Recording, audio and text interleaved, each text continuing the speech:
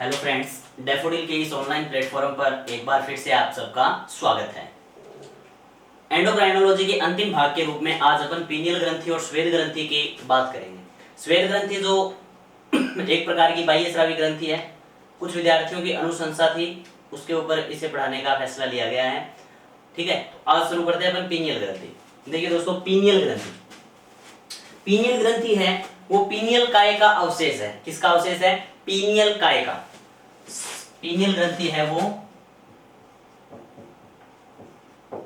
Pineal काय का अवशेष है। पीनियल ग्रंथि है वो क्या है? पीनियल काय का अवशेष है। अब देखो, जो पीनियल काय है ना, उसमें प्रकाश संवेदी कोशिकाएं पाई जाती थी और पीनियल काय जो आदिम जीव थे यानी अति प्राचीन जीव थे, उनके अंदर देखने का कार्य करता था। ठीक है, पीनियल काय में प्रकाश संवेदी कोशिकाएं पाई जाती थी, जैसे हमारे आंखों की रेटिना पर पाई जाती है। हमारे आंखों की रेटिना पर क्या पाई जाती है? प्रकाश संवेदी कोशिकाएं पाई जाती है। ठीक है, ठीक उसी प्रकार पीनियल काय में भी प्रकाश संवेदी कोशिकाएं उपस्थित होती थी।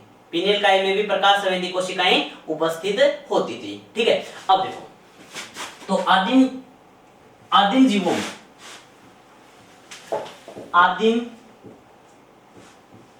जीवों में पीनियल काय, आदिम जीवों में पीनियल काय किसका कार्य करता था?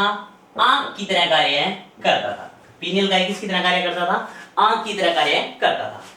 ठीक है, अब देखो, अब मानव के संदर्भ में बात करें तो तिलक लगाने का जो स्थान होता है ना, तिलक लगाने के स्थान के जस्ट नीचे क्या स्थित होती है? पीनियल ग्रंथि स्थित होती है, जो एक तरीके से अग्र मस्तिष्क का भाग है दोस्तों। ठीक है, देखो, पीनियल ग्रंथि है वो तिलक लगाने के स्थान के जस्ट नीचे स्थित होती है। क्या? पीनियल ग्रंथि। क्लियर है? अब आदिम जीवों में जब यह देखने का कार्य करती थी, या कुछ जीव है उनके अंदर ये क्या उपस्थित होती है? इनमें प्रकाश संवेदी कोशिकाएं उपस्थित होती हैं। प्रकाश संवेदी कोशिकाएं उपस्थित होती हैं। ठीक है, तो इस कारण इस आंख को अक्रियाशील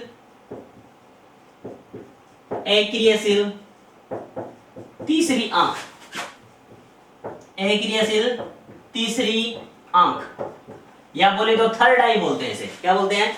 थर्ड आई।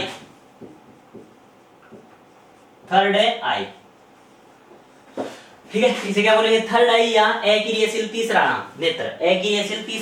या अपन बोल सकते हैं जो शिवजी की आंख होती है ना, वो एक प्रकार से पीनियल ग्रंथि है। जो शिवजी की आंख है ना, शिवजी की आंख बोलते हैं, शिवजी की तीसरी आंख, वो एक तरीके से पीनियल ग्रंथि ही है। वो एक तरीके से क्या है दोस्तों? पीनियल ग्रंथि ही है। ठीक है, आगे देखो, आगे बात करें कि पीनियल ग्रंथि है लेकिन मानव की जो पीनियल ग्रंथि है उसमें कोई प्रकाश संवेदी कोशिकाएं उपस्थित नहीं होती। पीनियल ग्रंथि, मानव की जो पीनियल ग्रंथि है ना, उसमें कोई भी प्रकाश संवेदी कोशिकाएं उपस्थित नहीं होती। अब देखो, पीनियल ग्रंथि मेलेटोनिन नामक हार्मोन का स्रावन करती है। पीनियल ग्रंथि मेलेटोनिन, गौर करना दोस्तों, मेलेटोनिन नामक हार्मोन का स्रावन करती है। पीनियल ग्रंथि मेलेटोनिन नामक हार्मोन का स्रावन करती है। अब देखो, ये जो एक तो होता है दोस्तों मेलेटोनिन हार्मोन, और एक होता है मेलेनोसाइट हार्मोन। एक कौन सा होता है? मेलेनोसाइट हार्मोन, मेलेटोनिन हार्मोन, और दूसरा है मेलेनोसाइट हार्मोन। अब मेलेनोसाइट हार्मोन है ना, वो पीयूष ग्रंथि के द्वारा स्रावित होता है। वो किससे स्रावित होता है? पीयूष ग्रंथि से। मेलेनोसाइट हार्मोन पीयूष ग्रंथि के द्वारा स्रावित होता है। इसके द्वारा? पीयूष ग्रंथि के द्वारा। अब इसके बारे में सुनिए, ये मेलेनोसाइट हार्मोन है ना, वो क्या करता है? त्वचा के रंग को हल्का करता है, त्वचा के रंग को गहरा करता है। त्वचा के रंग को गहरा करता है। क्लियर है? त्वचा के रंग को गहरा करता है। और ये जो मेलेटोनिन हार्मोन है ना, वो त्वचा के रंग को हल्का करता है। त्वचा के रंग को हल्का करता है। क्लियर है? त्वचा के रंग को क्या करता है? हल्का करता है। मेलेटोनिन हार्मोन त्वचा के रंग को हल्का करेगा, और मेलेनोसाइट हार्मोन है वो त्वचा के रंग को क्या करेगा? गहरा करेगा। क्लियर है दोस्तों? अब सुनो आगे। अब जो लड़कियां होती है, जो गर्ल्स हैं, गर्ल्स में मिलेटोनिन हार्मोन है वो ज्यादा मात्रा में रिलीज होता है। गर्ल्स में मिलेटोनिन हार्मोन है ना वो ज्यादा मात्रा में रिलीज होता है, अपेक्षाकृत ज्यादा मात्रा में रिलीज होता है। और जो बॉयज है उनमें मिलेनोसाइट है ना वो ज्यादा रिलीज होता है। बॉयज है उनके अंदर मिलेनोसाइट हार्मोन ज्यादा मात्रा में रिलीज होता है। इसी कारण अक्सर बॉयज है ना वो गेहूं या सांवले रंग के होते हैं। बॉयज है वो गेहूं या सांवले रंग के होते हैं। ठीक है, बॉयज है वो गेहूं या सांवले रंग के होते हैं। ठीक है, आगे सुनिए। और लड़कियों में जो मिलेटोनिन हार्मोन ज्यादा मात्रा में रिलीज होता है ना, इसलिए लड़कियों की स्किन सामान्यतः सफेद रंग की बोल सकते हैं, या जिसे अपन गोरा चिट्टा बोलते हैं ना, हाँ उस कलर की होती है। यानी लड़कियों की त्वचा है वो हल्के रंग की होगी, यानी गोरे कलर की होगी। और लड़कों का कलर है वो अक्सर क्या होता है, गेहूं या सांवला होता है। किसके कारण? मिलेनोसाइट हार्मोन के कारण। ठीक है, हाँ अब देखो एक रोचक बात और बता देता हूं। जो मिलेटोनिन हार्मोन है, गौर करो दोस्तों, जो मिलेटोनिन हार्मोन है ना वो धूप के अंदर नष्ट हो जाता है। क्लियर है? मिलेटोनिन हार्मोन धूप के अंदर क्या हो जाता है, नष्ट हो जाता है। ठीक है, इसीलिए अगर आप ज्यादा धूप में कार्य करते हो, तो आपका रंग क्या हो जाता है, काला हो जाता है, आप काले हो जाते हो। इसीलिए आपने देखा नहीं क्या, अक्सर लड़कियां अपने पूरे मुंह को, पूरे चेहरे को, पूरे हाथों को ढककर दोपहर में घर से बाहर निकलती है। क्या कारण ये है? क्या वो धूप लगेगी उन्हें? कारण धूप का नहीं है, कारण रंग का है। कारण किसका है? रंग का है। और वो सही भी है, वो सही भी है दोस्तों। क्यों?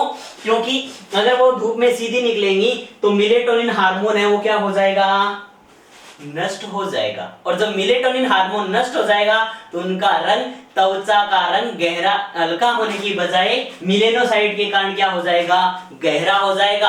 और वो सांवली हो जाएंगी। क्या हो जाएंगी? सांवली हो जाएंगी। इस कारण वो अक्सर कोरोना से पहले की बात कर ले तो मास्क वगैरह वगैरह लगाकर घर से बाहर निकलते थे फुल सेफ्टी के साथ। क्लियर है? आजकल उस संस्कृति का हम सबको पालन करना पड़ रहा है, तो जब भी घर से बाहर निकले मास्क लगाकर निकले। आपकी सुरक्षा का सवाल है, देश की सुरक्षा का सवाल है। अब देखिए आगे, तो त्वचा के रंग को हल्का करने का कार्य मिलेटोनिन करता है और त्वचा के रंग को गहरा करने का कार्य मिलेनोसाइट करता है। अब देखो आगे बात करते हैं। अधिक गर्मी या धूप, गौर करो दोस्तों, अधिक गर्मी या धूप में यह हार्मोन नष्ट हो जाता है। अधिक गर्मी या धूप में भी यह हार्मोन क्या हो जाता है, नष्ट हो जाता है। देखो, अधिक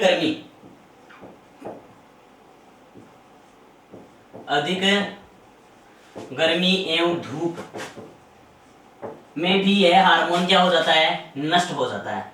यानी मेलेटोनिन है वो क्या हो जाएगा, नष्ट हो जाएगा।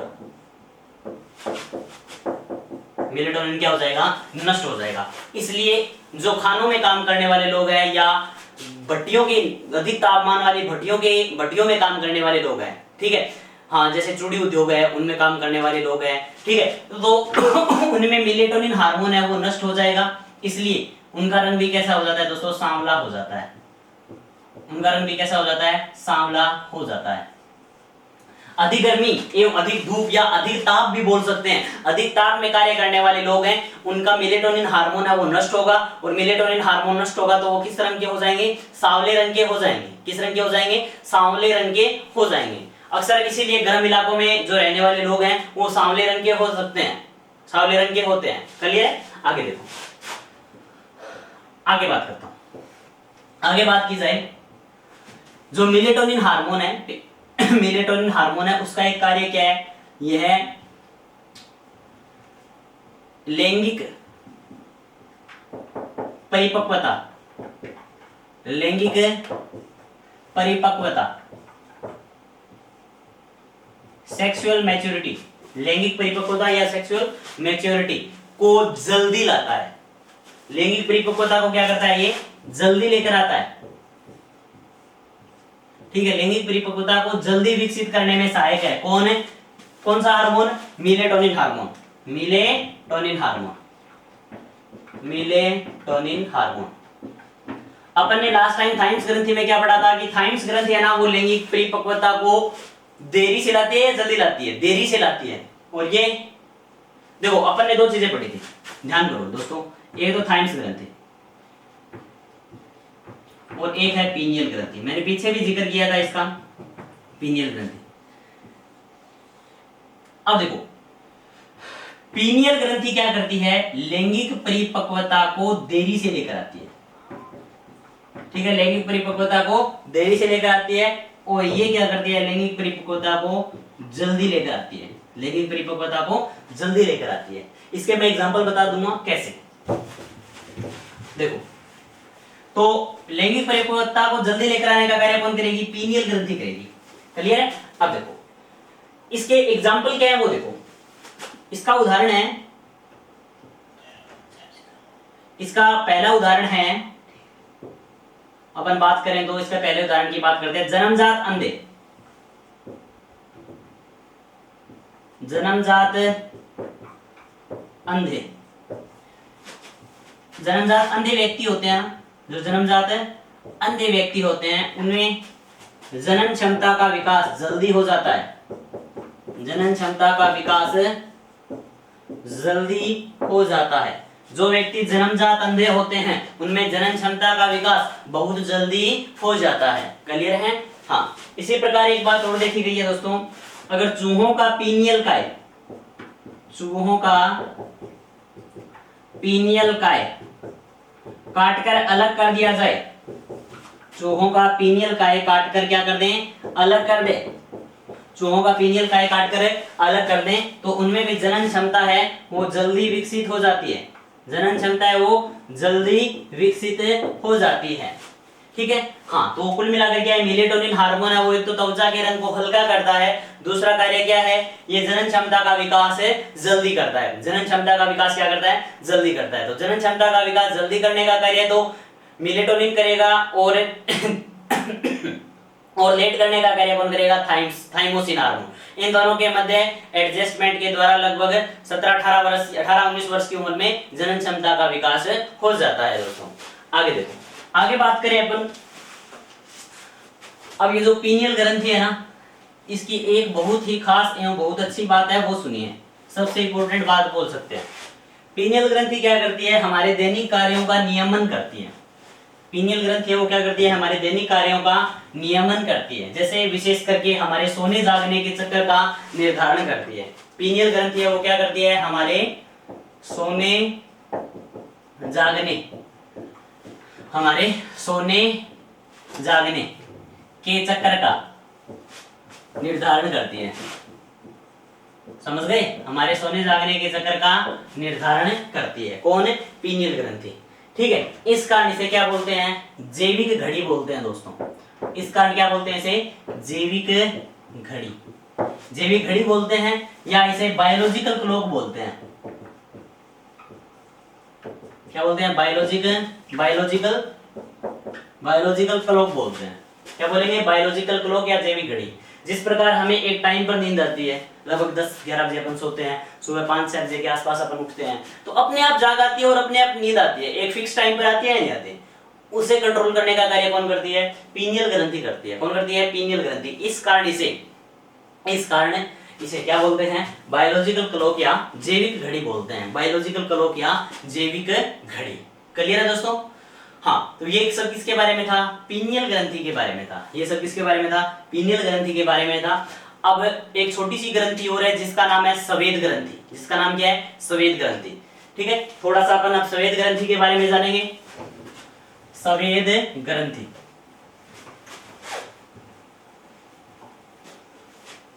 स्वेद ग्रंथि देखो दोस्तों, अब बात करते हैं अपन स्वेद ग्रंथि की।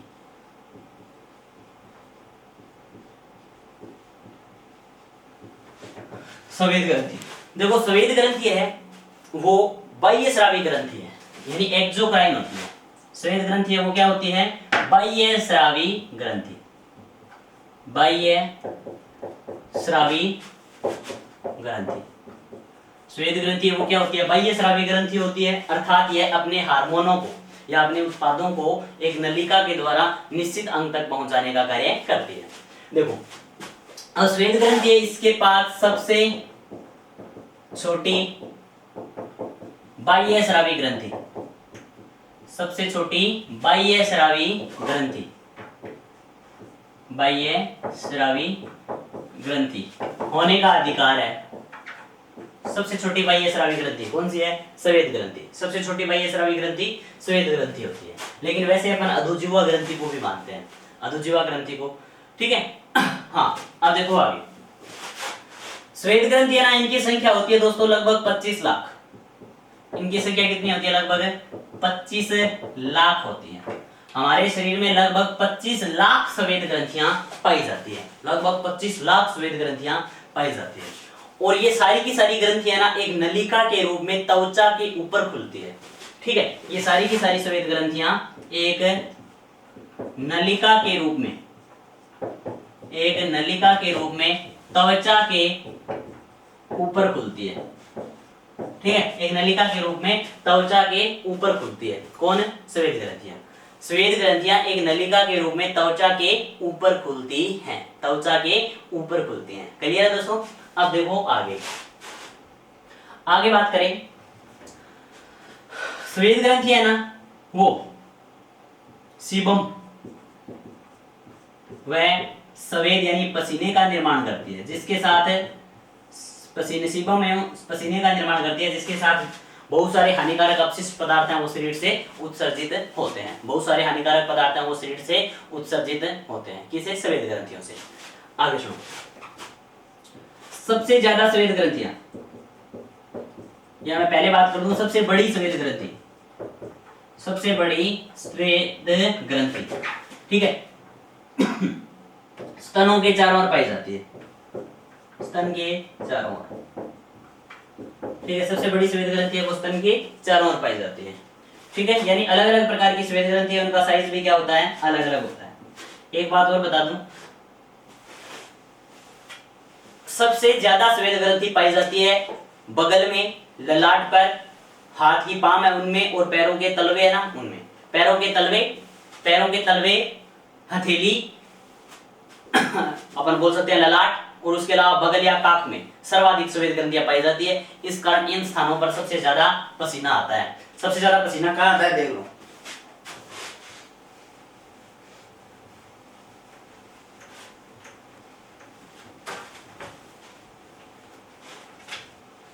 हाँ,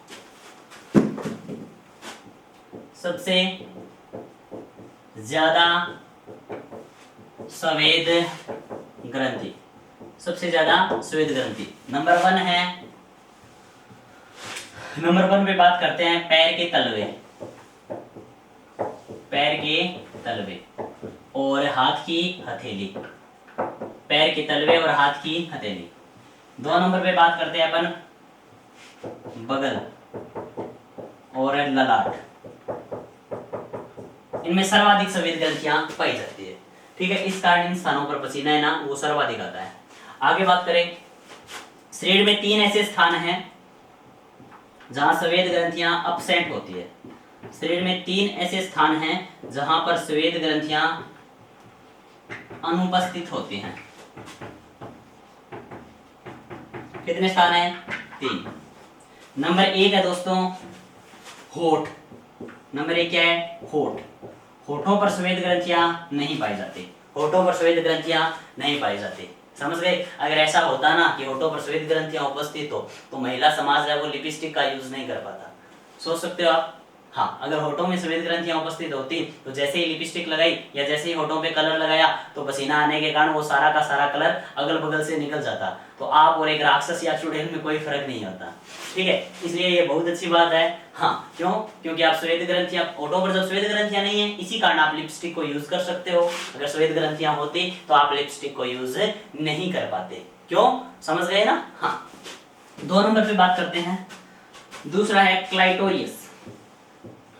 क्लाइटोरियस जो मानव मादा योनि में पाया जाता है। किसमें पाया जाता है? मानव मादा योनि में। मादा योनि का भाग है क्या? क्लाइटोरियस। तो क्लाइटोरियस है उसमें भी स्वेद ग्रंथियां अनुपस्थित होती हैं। क्लाइटोरियस में भी स्वेद ग्रंथियां अनुपस्थित होती है। फिर है दोस्तों ग्लास पेनिस। तीसरा भाग है ग्लास पेनिस, ठीक है। ये मानव शीर्षण का अग्र ऊपरी भाग है, मानव शीर्षण का ऊपरी भाग है। टोपीनुमा भाग होता है ना उसे बोलते हैं ग्लास पेनिस, ठीक है। मानव नर में, ठीक है, मानव नर या नर के शीर्षण का ऊपरी भाग है, नर के शीशन का ऊपरी भाग जिसमें श्वेत ग्रंथियां अनुपस्थित होती है, जिनमें श्वेत ग्रंथियां क्या होती है दोस्तों, अनुपस्थित होती है। तो इसी के साथ हमारे शरीर की महत्वपूर्ण ग्रंथियां हैं वो कंप्लीट होती हैं। कल मिलते हैं आपसे एक नए टॉपिक कंकाल तंत्र या स्केलेटन सिस्टम के साथ। तब तक के लिए थैंक यू वेरी मच।